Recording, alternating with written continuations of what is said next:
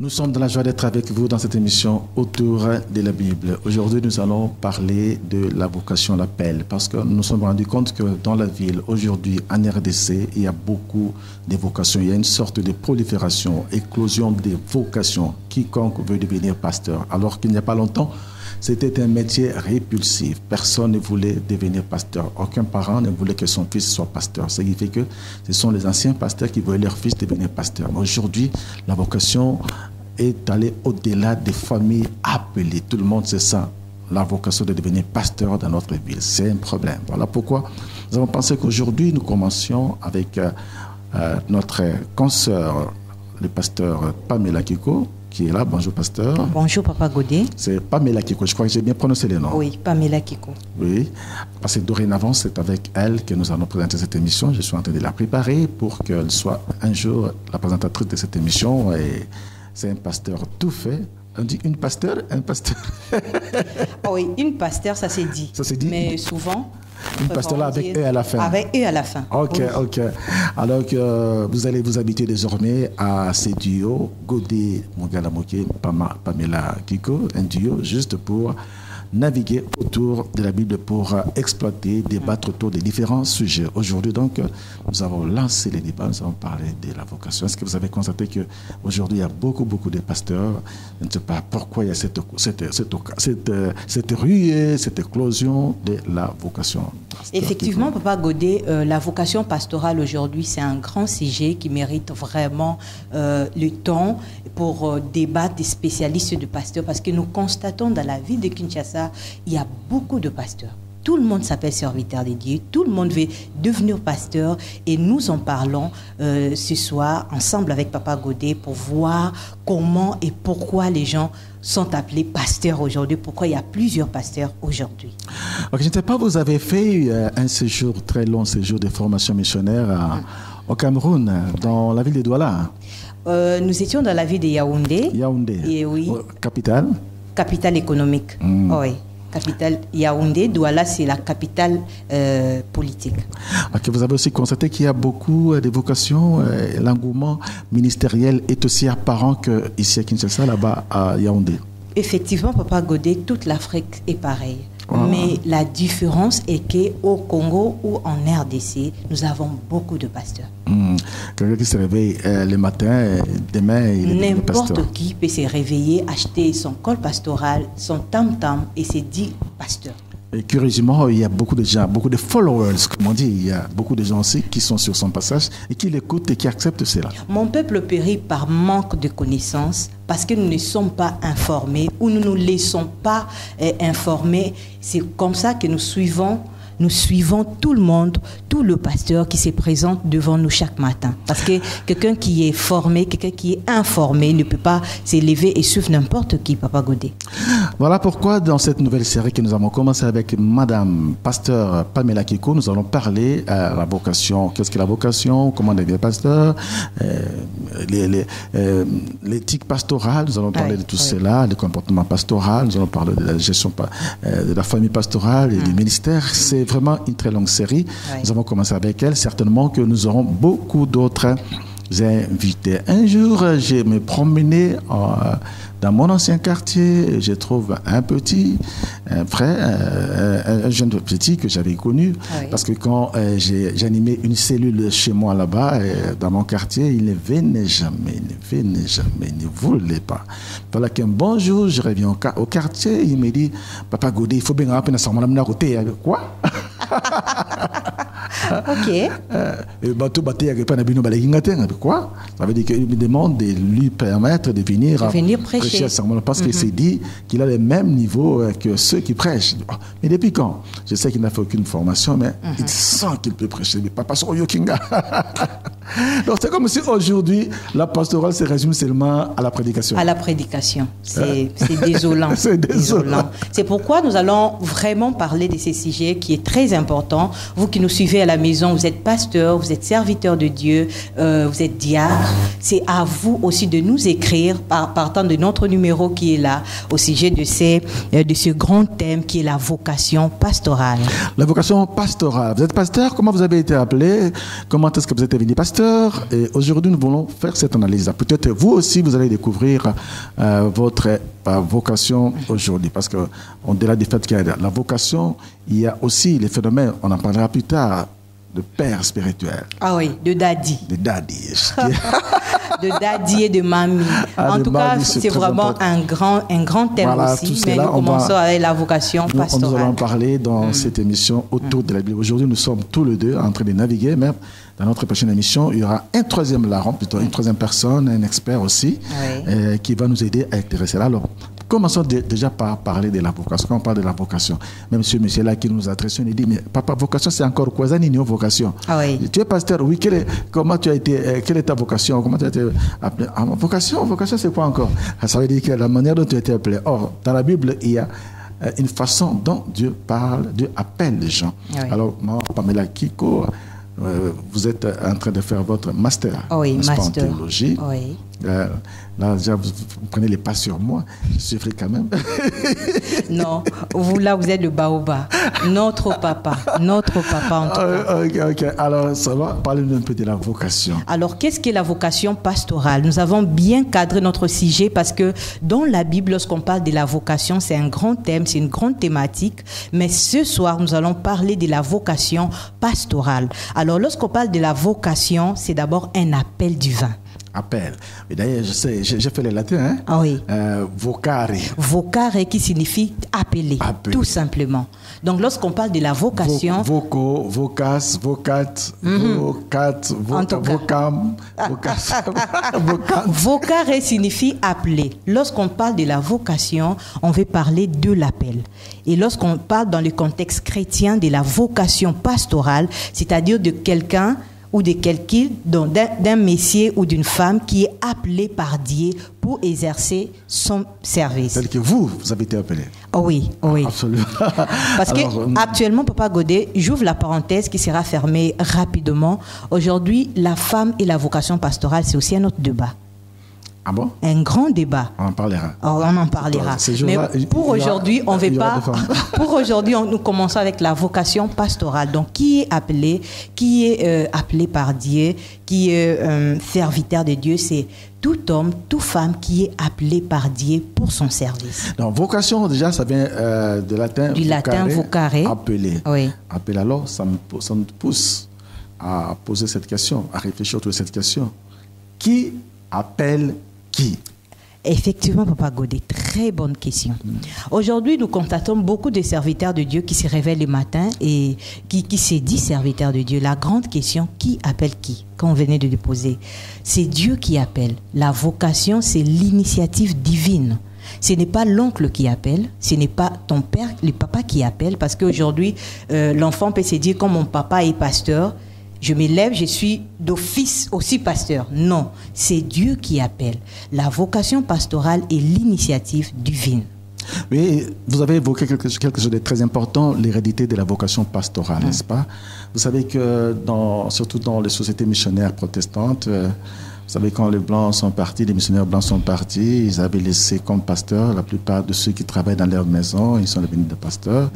Et c'est comme si les pasteurs, la suivante génération était constituée essentiellement des fils de pasteurs. Parce que même dans la mémoire du collectif, on se disait, écoutez, comme son père est pasteur, ça veut dire que cette mission pastorale est une vocation familiale. Ce qui fait qu'à un certain moment... au début, là, c'était juste les enfants des pasteurs. Les Lévites. Et nous autres aussi, qui étaient à l'époque, ça ne regarde pas. Donc, ce sont les fils des pasteurs qui ont remplacé les papas. Est-ce que ça aussi, ce n'est pas une vocation? Bon, dans la Bible, nous avons un exemple, le fils d'Aaron, par exemple, qui, d'office, ils étaient mis à part par Dieu, consacrés par les seigneurs et qui travaillaient dans les temples. Aujourd'hui, nous allons les appeler de pasteurs. Mais avant, c'était des Lévites. Alors, on peut être fils du pasteur et devenir pasteur si réellement le Seigneur nous appelle. Mais on ne peut pas se lever un matin et se dire que je suis pasteur si seulement papa ou par l'exemple de papa, c'est que je vis papa faire. Que... Non. Être pasteur, être serviteur de Dieu, c'est Dieu qui décide d'abord. C'est Dieu qui décide.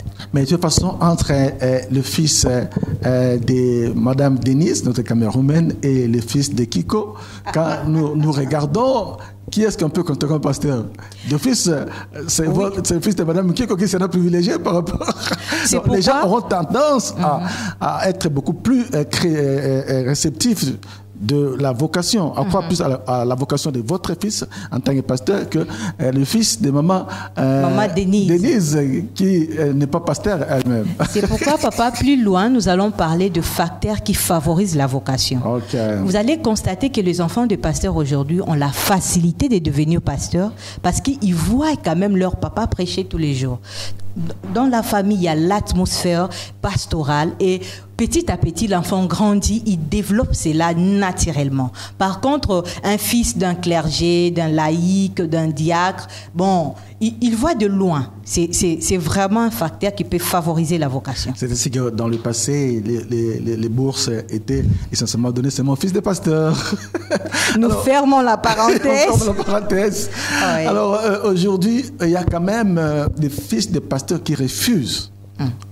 J'ai causé avec quelqu'un, un fils de pasteur, n'a bouilli ma caméra. Moi, je ne peux pas devenir pasteur. Comme j'ai vu notre papa souffrir, je ne deviendrai jamais pasteur. Là, je crois que c'est aussi, ça fait partie des facteurs. Hein, oui, c'est vraiment une réalité. Parmi les facteurs qui peuvent décourager de vocation.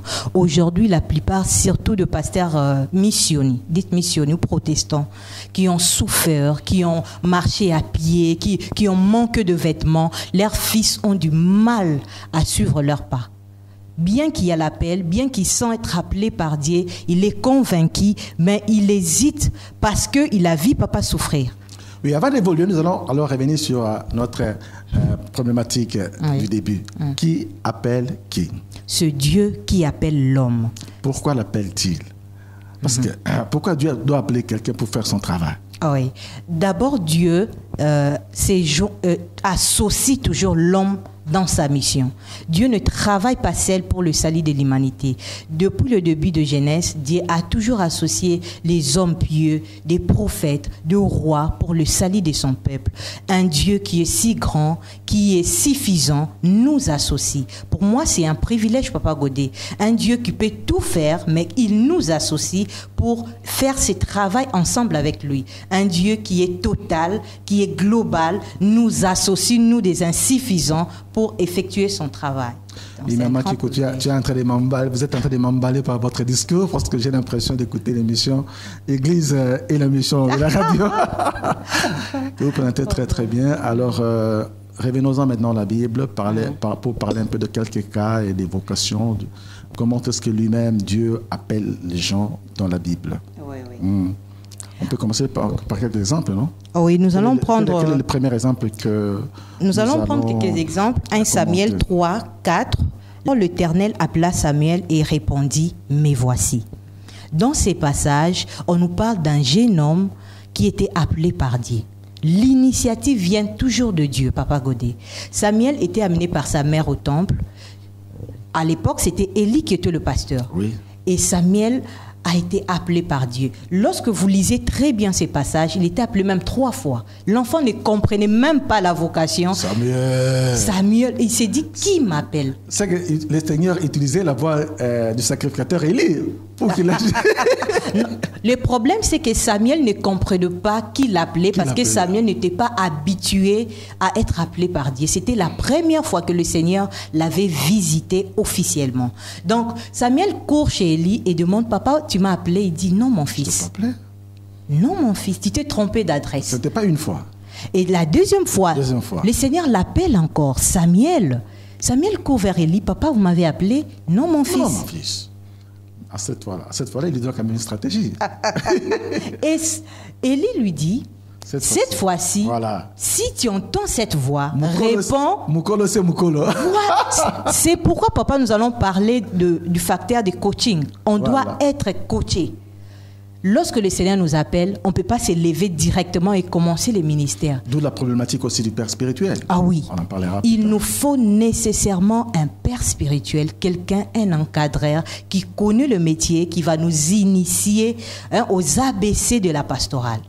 Voilà, alors cette fois-ci, les sacrificateurs, Élie va lui dire, cette fois-ci, si tu entends la voix, tu réponds comment? Mais voici Seigneur, parle-moi. Voici Seigneur. Et les choses se sont passées telles quelles. Exactement. C'était la vocation, parce que nous sommes en train de parler d'abord de la vocation de Samuel, parce que c'est dans toutes les écoles théologiques, les écoles bibliques, c'est vraiment l'illustration parfaite de la vocation, bien qu'il y en a d'autres. Mais ici, je vais revenir sur un fait. Vous avez fait attention, vous avez fait allusion à cela, mais j'aimerais quand même en faire un débat entre nous deux ici. Entre nous, parlons-en. Ah oui, parlons-en, papa, c'est très important. Vous avez dit que ici, c'est Dieu qui appelle. Ah oui. Mais moi, je me rends compte que si je lis un peu antérieurement, sa mère, c'est qui encore? Anne stérile, qui avait été frustrée par les multiples mortifications. Oui. À ce moment, quand elle va dire à Dieu, c'est toi, Seigneur, si tu me donnes un fils, je vais te le consacrer. Te confier. Non, je vais te le consacrer, je vais te le confier. Mais maintenant, vous dites que c'est Dieu qui a appelé. Est-ce que ce n'est pas maman qui a fait que Dieu puisse appeler? Il y a aussi le rôle de la maman là-bas. Effectivement, c'est pourquoi j'ai dit qu'il y a des facteurs qui favorisent ou qui accompagnent l'appel. L'influence de la maman de Samuel, c'est la même chose dans le Nouveau Testament, l'influence de la mère de Jésus ou la mère de Jean-Baptiste. L'influence de la mère de Samuel, c'est la même chose que dans l'Ancien Testament, si nous rentrons, l'influence de la mère de Samson. Le Seigneur travaille toujours avec le parent. Le Seigneur ne peut pas se lever et imposer la vocation. Oui, je me rappelle ici le cas de Samuel. Oui. Tu sais, aussi ma vocation, moi je ne croyais pas à ma vocation. Je sais que je suis l'aîné de ma famille. Excusez-moi de parler un peu de moi parce que nous parlons de cette vocation. Ah oui, nous sommes serviteurs de Dieu. Oui. Vous savez que ma mère, quand j'étais encore enfant, elle me dira, Godé, quand je me suis marié, j'ai dit à Dieu de me donner un fils qui serait serviteur de Dieu. Oh là là. Elle va me raconter des scènes de ma vie quand j'étais enfant. Il me semble que j'étais accro à l'église. Ça veut dire que si les dimanches, elle s'étonne comment est-ce que je savais que c'était les dimanches, alors que j'étais encore non encore scolarisé. Et chaque fois il y avait la cloche là, vous savez à l'époque, la cloche là, quand ça sonnait, on doit aller à l'église. Alors un jour, elle était tellement occupée à faire ses ménages, elle oublie qu'on devait aller à l'église. Mais moi, ayant déjà entendu qu'il y avait la cloche, je me suis dit, maman, ça c'est maman qui me raconte, nous devons aller à l'église. Alors maman fait tout, alors que le culte était déjà fini, elle m'amène seulement à l'église.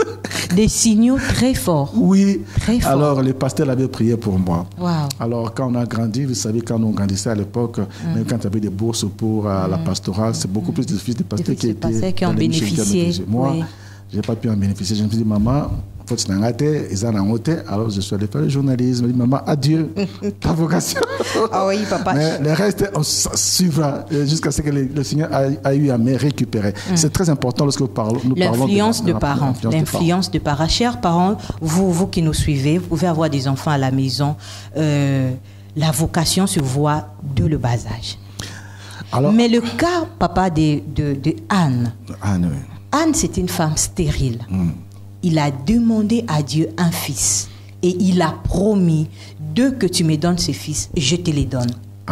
C'était un accord tacite. Un accord. Une alliance. Une alliance. Tacite. Et cette femme était très fidèle. Dès qu'il a eu l'enfant, il a apporté l'enfant au temple. La Bible nous dit Samuel a grandi au temple. Et c'est une femme de cœur, hein? Comme une femme de cœur et décisif. Non, ma soeur, abandonner son enfant. L'unique fils que tu as là. Alors que ta rivale est en train de t'embêter. Mais j'aurais dû les laisser pour qu'elle sache aussi que moi, j'ai pu faire un enfant. Ce que j'aime avec le Seigneur, les enfants de Pénina sont cités une seule fois dans la Bible. Alors que Samuel est cité combien de fois? Plusieurs fois. Plusieurs fois. Et il a un pacte de vie. C'est très important. Ouais. Voilà une façon d'être appelé. Bon, on ne dit pas que chaque personne, pour que sa vocation soit authentique, il doit absolument écouter une voix qui l'appelle Pamela. Pas nécessairement. Pas nécessairement. Il y a aussi un autre facteur, il y a l'environnement social. Il y a d'autres personnes, en grandissant, les personnes qui l'entourent, les choses qu'il est en train de voir peuvent favoriser sa vocation. Donc, moi, par exemple, je n'ai pas entendu la voix de Dieu me parler audiblement ou m'appeler Pamela. Surtout en tant que femme. Surtout en tant que femme. Au mariage, au ménage. Qu'est-ce qui s'est passé, papa? 2-3 ans, j'ai participé aux activités de la Ligue pour la lecture de la Bible et je répondais clairement. Autour de la Bible, à l'époque, Ligue Ezaki Somo. Oui, je me rappelle. Et papa a organisé des activités bibliques chaque mardi à la maison. Et une petite fille de 3 ans répondait clairement aux 7 questions, comme les souligne le lecteur. Et tout le monde était étonné. Comment cette fille arrive-t-il à lire, à prendre le temps de méditer et à comprendre, à répondre aussi correctement? C'est comme ça que mon père a dit. Ce sont des signaux, comme tu as dit pour mon cas. Mais c'est parfois difficile pour les parents d'accepter ça. Hein. Très difficile. Moi, si ma seule fille, il faut qu'elle se marie. Très difficile. C'est comme si on faisait la pastorale, on ne se mariait pas, on n'avait pas des enfants. Pour preuve, tu t'es marié et tu as des jolis enfants. Gloire au Seigneur. Merci. Alors ça, c'est par rapport à l'environnement familial qui fait que nous puissions découvrir notre vocation. Alors, comment est-ce qu'on a dit que tout le monde ne peut pas être... n'est-ce pas, capable d'écouter de façon audible la voix du Seigneur, mais il y a quand même quelques signaux. Il y a beaucoup de signaux.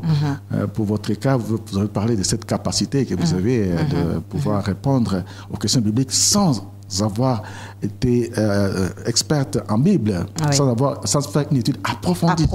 Mais vous répondez aussi bien que ceux qui faisaient les études approfondies. À part ça, il y a quelques autres signaux pour que quelqu'un sache que je suis appelé. Oui, Papa Godet, il y a aussi l'environnement ecclésiastique, l'Église. Aujourd'hui, en tant qu'enfants de Dieu, nous devons savoir que nos parents spirituels, les hommes et les femmes qui nous accompagnent, peuvent dénicher notre appel, peuvent comprendre que celui-là, le Seigneur lui a appelé. Parce qu'au sein de l'Église, nous travaillons chaque jour, nous venons chanter, nous venons prier, et au fur et à mesure, les gens peuvent comprendre ton appel. Surtout le pasteur qui te voit évoluer, qui te voit servir le Seigneur, peut comprendre que celui-là est appelé par Dieu. Oui, c'est très important. Aujourd'hui, nous réalisons ou nous remarquons qu'il y a beaucoup de serviteurs de Dieu qui brisent les étapes. Il se réveille, il ne veut pas être encadré dans l'église, il ne veut pas être corrigé, parce que la vocation, c'est aussi un processus. Le cas de Samuel, papa. Il ne s'est pas levé le même jour que le Seigneur lui a appelé et commencé le travail. La Bible nous dit que ça a pris du temps. Parce qu'Élie était là, il lui a dit des choses, des ABC de la vocation pastorale. Ça, on ne peut pas faire, ça, on fait, ça, on ne peut pas faire. Et au fur et à mesure, l'enfant a grandi, il a pris la maturité. Ce qui nous manque aujourd'hui, on veut se réveiller directement, comme le Seigneur m'avait parlé, par une prophétie, par quelqu'un, et commencer directement. Même si le Seigneur a utilisé votre daddy ou votre mamie, même si le Seigneur a utilisé votre diacre pour vous dire clairement que vous êtes appelé par Dieu, mais il nous faut du temps. Il nous faut un encadrement. Il nous faut vraiment être encadré, être coaché, être sous quelqu'un pour mieux exercer cette tâche de la vocation pastorale.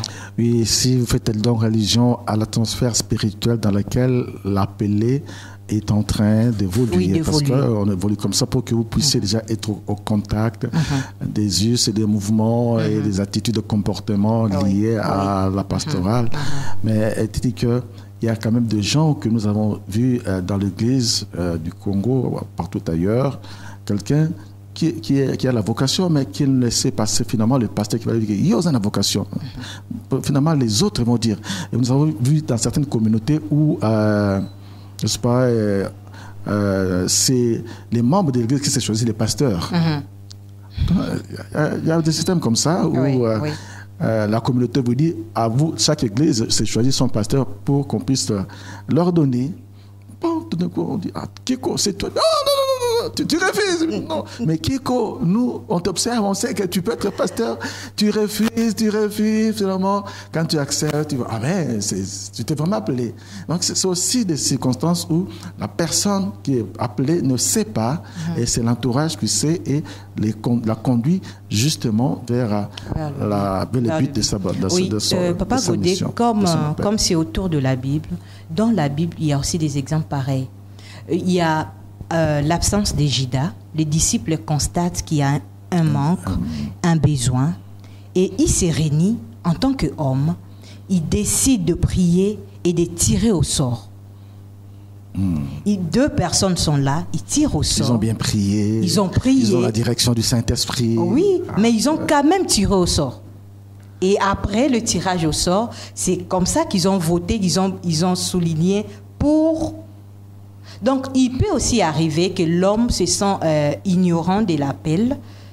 L'homme en question ou le serviteur se sent ignorant que le Seigneur m'appelle, mais les gens qui l'entourent comprennent quand même ou dénichent son talent. Il y a plusieurs de ces pasteurs comme ça et même vraiment ignorés ou éviter même d'être serviteurs de Dieu. Mais les gens qui étaient avec eux ont compris qu'ils étaient appelés pour servir le Seigneur. Alors ça, c'est le premier cas que nous avons vu dans la Bible, n'est-ce pas? Je crois que tout le monde est en train maintenant de comprendre comment est-ce que le Seigneur appelle les gens. Peut-être toi qui nous suis en ce moment-ci, tu sens en toi une certaine vocation, mais il ne faut pas y aller avec beaucoup de rapidité, beaucoup de célérité. Donc, il y a un temps de Dieu par rapport au jour où vous avez découvert la vocation et jusqu'à son accomplissement. Alors, j'aimerais que nous puissions prendre notre cas. Ces cas-là, moi, parfois, ça me fait réfléchir. Hein? Ah ouais. Samuel, il a été appelé étant déjà un jeune garçon, un enfant vivant. Mais par contre, Jérémie, il a été appelé avant même qu'il ne soit conçu, avant même qu'il ne soit né. Là, c'est compliqué. Très compliqué, Papa Godé. Parle-nous un peu de ça. Jérémie 1. Jérémie 1, pour tous les amoureux de la Bible, la vocation de Jérémie. Le Seigneur lui dit, avant même que tu ne sois dans le ventre de ta maman, voilà, je t'ai appelé. Je t'ai appelé. Je t'ai consacré. Donc, je t'ai mis à part pour mon service. Donc, Jérémie, avec tout le raison qu'il pouvait pousser, je suis jeune, je ne saurais pas parler. Le Seigneur dit, je t'ai déjà appelé. Je t'ai déjà mis à part. Donc, nous pouvons aussi être appelés avant même notre naissance. Le Seigneur peut se choisir de nous. Il est Dieu dans sa souveraineté, Pasteur Godé. Il peut dire qu'un tel, parce qu'il connaît tout. Oui, un tel sera mon serviteur. Je le mis à part pour mon servir. Alors voilà pourquoi certaines personnes disent, écoutez, tu es qui? Moi, j'ai été appelé depuis le ventre de ma mère. Surtout les enfants de pasteurs. Surtout les enfants de pasteurs qui confondent ça. S'ils donnent un tel argument, tu te dis, bon, je ne sais pas finalement, est-ce que, bon, c'est Dieu qui sonne. C'est vrai ou c'est faux? Parce que c'est tout aussi réel. Oui. Alors, qu'est-ce qui peut amener quelqu'un? Parce qu'il y a aussi, Maman Kiko, il y a des gens qui ont refusé la vocation pastorale. Ils ont été appelés par Dieu, ils ont refusé. Et ils n'ont plus fait. Qu'est-ce qui peut pousser quelqu'un à refuser? Parce qu'il y en a beaucoup qui nous suivent. Il a refusé d'être pasteur. Premièrement, le facteur socio-économique. Papa Godé, nous sommes en RDC par exemple.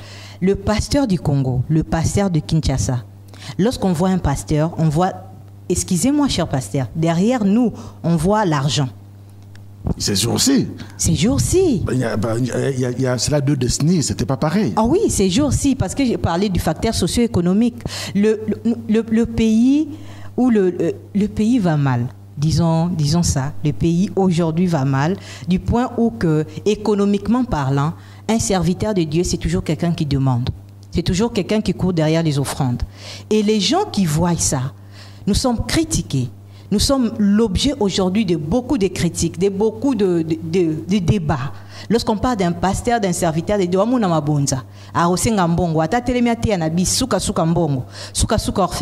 ce n'est pas mauvais. Ce n'est pas du tout mauvais, mais le facteur socio-économique pousse les gens aujourd'hui à voir le métier du pasteur comme un métier de mendiant. Un métier de gens qui dépendent toujours des autres. Alors, je comprends. C'est-à-dire qu'il y a aussi certains enfants de pasteurs qui ont été traumatisés par la situation de leur papa. Effectivement. savez, dans certaines communautés, les pasteurs sont tellement rabroués, moindre insoumission, on te renvoie au dans village. Coin là où il n'y a rien, les enfants sont en train de souffrir, il y a même des enfants frustrés, il y a des enfants dont la scolarité a été interrompue parce que tout simplement, il y avait ces mutations, on envoie papa dans un coin, ainsi de suite.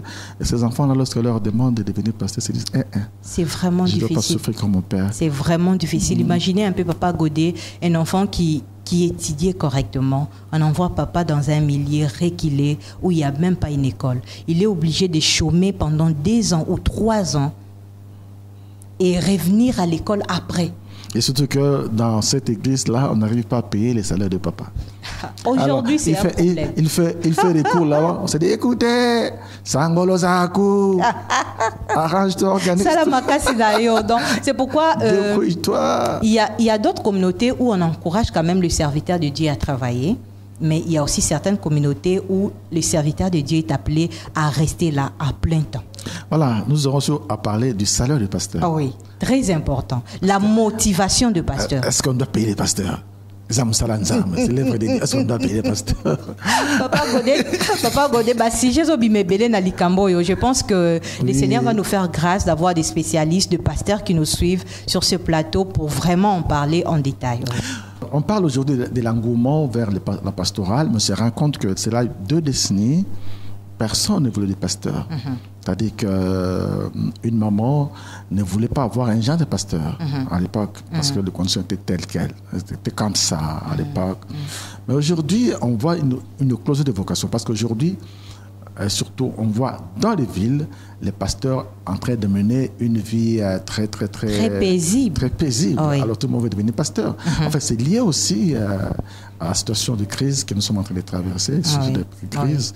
C'est un peu ça. Je ne sais pas quelle est ta lecture par rapport à l'éclosion, à l'engouement. Pourquoi tout le monde veut devenir pasteur aujourd'hui? Pasteur Kiko. Oui, Papa Godet, nous devons savoir que cette situation qui traverse notre pays favorise vraiment cet engouement de pasteur, comme vous venez de le dire. Parce qu'aujourd'hui, il n'y a pas vraiment de travail. Quelqu'un peut étudier, mais pour se lever aujourd'hui, avoir un emploi, c'est devenu difficile. Par contre, on peut se lever le matin et devenir pasteur, devenir serviteur de Dieu. Et surtout, il y a vraiment personne qui peut vous suivre et vous dire, vous poser des questions, avez-vous étudié, avez-vous fait une formation? Tout le monde peut se lever et devenir pasteur. Tout simplement parce que le pasteur peut trouver facilement de l'argent, peut se faire facilement de l'argent, avoir de voitures, être bien habillé. Donc, tous ces facteurs poussent les gens aujourd'hui à devenir pasteur. Même les charlatans veulent devenir des pasteurs parce qu'on sous-entend que aujourd'hui, il y a peu de gens qui s'y portent à aller voir des charlatans, des féticheurs. Donc, tout le monde prend ses statuts de pasteur pour se faire de l'argent. Même certains praticiens peuvent aussi sont devenus de pasteurs. Ils maîtrisent 2-3 choses. Il s'est dit, ok, comme aujourd'hui la majorité des gens sont pasteurs, moi aussi je me lève, j'achète l'école pastorale et je suis devenu pasteur. Donc il y a vraiment beaucoup de facteurs qui poussent des gens. Et autre chose, il y a ce qu'on appelle rupture dans nos églises. Ça, c'est au niveau du leadership. Aujourd'hui, peu de jeunes acceptent être sous quelqu'un, être dirigé par quelqu'un, être corrigé par quelqu'un. Nous, la jeunesse aujourd'hui, nous voulons nous-mêmes être le leader, nous-mêmes être de grands directement. Or, la grandeur, c'est un processus. Si vous voulez devenir grand, si vous voulez devenir serviteur de Dieu, nous devons nécessairement être coachés, être sous la direction de quelqu'un. Alors la jeunesse aujourd'hui, certains jeunes, pas toute la jeunesse, on peut s'élever, je suis président de jeunes, comme le pasteur dit ça, je ne vais pas, et je me révolte. Et je quitte l'église. En quittant l'église, il quitte avec un grand nombre de fidèles et du coup, il s'est fait pasteur. Parce qu'il a quand même de l'influence, il avait de l'influence, il s'est dit, ok, ça suffit pour devenir pasteur. Or, ça ne suffit pas. Donc, il y a plusieurs facteurs, Papa Godet, aujourd'hui, et dans l'église, et dans la société, qui poussent les hommes et les femmes à devenir serviteurs de Dieu. Oui, on se rend compte aussi que même ceux qui s'improvisent, quand ils font leur discours pastoral, je ne sais pas s'il faut appeler ça prédication, discours pastorale. Avec beaucoup d'hérésie. Oui, avec beaucoup d'hérésie, mais avec beaucoup de conviction. Et ça touche les cœurs des gens. Ça touche malheureusement le cœur des gens parce qu'ils sont zélés, mais du zèle négatif. Ça, c'est pas positif. J'ai entendu quelqu'un dire, vous tous, vous voulez les baptêmes d'immersion. Mais c'est un faux baptême. Les baptêmes d'immersion, c'est les baptêmes des gens. Ah bon? Donc si vous, si vous faites baptiser, c'est que vous n'avez pas le baptême de Jésus, mais le baptème des gens. Parce que Jean lui-même avait dit que celui qui vient après moi ne vous baptisera pas d'eau, mais de feu. Donc vous tous qui êtes baptisés par immersion, vous êtes faux. Quelle confusion. Les gens ont acclamé, je vous assure. Quelle confusion. Ça aussi c'est un sujet. C'est vraiment un grand sujet. C'est pourquoi nous profitons pour dire aux fidèles, aux gens qui nous suivent, d'être éveillés comme le chrétien de Béret. Nous pouvons tous s'élever le matin et écouter quelqu'un prêcher comme ça, par exemple. Mais en tant que chrétien, rentre dans ta maison, ouvre ta Bible, examine la parole de Dieu. C'est pourquoi des émissions comme celle-ci autour de la Bible nous permet d'éveiller notre conscience. Et tant qu'enfant de Dieu, quelqu'un qui s'élève et qui dit ce genre de bêtises, et tant qu'enfant de Dieu, on peut vite ou rapidement le corriger et balayer ça. Ça, il faut vite le balayer. Madame Pamela, nous sommes en train de tendre vers la fin de cette émission. Après, c'est l'émission 0. Nous sommes en train de co-présenter. C'est une nouvelle version. Oui. Et certainement, prochainement, vous allez nous voir avec d'autres invités. Donc, nous sommes les deux présentateurs. Un présentateur, une présentatrice. Nous sommes des co-présentateurs. Alors, j'aimerais que chuter sur un débat. Un jour, Jésus est avec ses disciples. Et les disciples se plaignent. Mais nous avons vu des gens là-bas qui sont en train de faire les mêmes choses que toi. Mais ils n'ont jamais été avec nous. Nous avons tendance, Papa Godet, à garder Dieu pour nous. Oui. Dit, mais ils ne sont pas avec nous. Ils n'ont pas votre information. Pourquoi sont-ils des pasteurs? Pourquoi sont-ils? Jésus leur a dit, écoutez, s'ils font la même chose, s'ils prêchent, s'ils ne sont pas contre nous, ils sont avec nous. C'est un grand débat. C'est un grand débat. Oui. On va voir tout cela. Oui. Jésus permet que quelqu'un que lui ne reconnaît pas comme tel puisse agir. Ça, on va être avec des débats, pas à nous deux, parce que sinon, si on nous laisse tous les deux, personne ne va gagner. Nous ouvrons rapidement la parenthèse pour dire, Papa Godet, que aujourd'hui, par exemple, Jésus n'est plus là. À l'époque de Jésus, les disciples avaient du mal parce qu'ils avaient Jésus physiquement. Comme le cas de Matthieu, c'est Christ qui l'appelle dans Matthieu 4. Il laisse aussi son travail. Il laisse son travail, il était dans son poste de péage et il s'élève. Il suit Jésus. Le cas de Pierre, il dit « Je te ferai désormais pécheur d'hommes ». Ils avaient Christ homme. Pour eux, ils se disaient, c'est fini, nous avons le Messie qui nous a appelés et c'est fini. Mais aujourd'hui, Christ n'est pas là. Nous sommes tous serviteurs de Dieu, mais le Seigneur nous a aussi appelés. Donc, le Seigneur peut se choisir de qui il veut. Il peut appeler quand il veut et comme il veut. Ce n'est pas à l'homme de décider parce que nous n'avons pas de thermomètre spirituel pour détecter une vocation pastorale. Mais nous, en tant qu'Église, notre rôle est d'accompagner et d'encourager les jeunes talents, les jeunes gens qui s'élèvent, qui ont du zèle pour servir le Seigneur. Et servir aussi des garde-fous parce qu'il y a aussi beaucoup de loups dans la bergerie. Oui. Ce n'est pas parce que vous savez prêcher. Il y en a qui ne connaissent à peine 2 ou 3, 4 versets de la Bible et ce sont devenus des spécialistes. Ils parlent très bien, ils convainquent des foules et il y a beaucoup de gens dans leur église. Malheureusement, il y en a qui savent prêcher, qui ont été appelés, mais qui ne sont pas suivis. Qui ont des difficultés à convaincre les autres. Tout ça, c'est le mystère de Dieu. Autour de la Bible, nous allons donc ensemble essayer de voir tous ces contours-là sur la vocation. Qui est pasteur? Qui n'est pas pasteur? Quel est le travail des pasteurs? Est-ce que le pasteur n'est là que pour prêcher?